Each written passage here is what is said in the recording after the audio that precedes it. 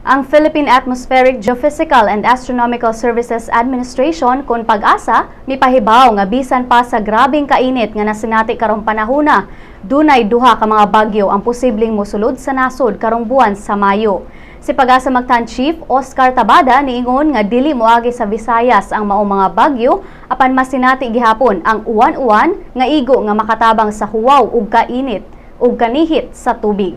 Matud ni Tabada nga mas muinit pa ang temperatura sa mosunod nga mga adlaw.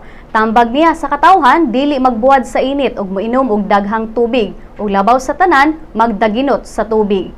Alang sa dugang detalye sa kahimtang sa panahon karong adlaw, aniya si Joey Figuracion gikan sa Pag-asa Mactan. Mayong odto sa pagkakaroon wala kitay weather disturbance sa sulod sa Philippine Area of Responsibility. Ang easterlies o hangin gikan sa silangan ang nakaapekto sa nasod. Tungod ini, ang tibuok nga nasod makasinati og maayong panawan gawas sa panagsang pagpanagom ngadto sa mapanganuron nga kalangitan. Inubanan sa patak-patak nga pag-ulan o localized thunderstorms o pagkilata, pagdalugdog.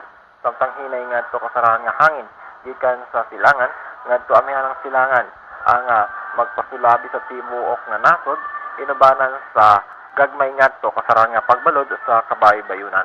For more details, you may log on to our website www.pagasa.dust.gov.ph. Ikan diri sa Pag-asa Mactan, Joey Figuracion, Mayong Udto.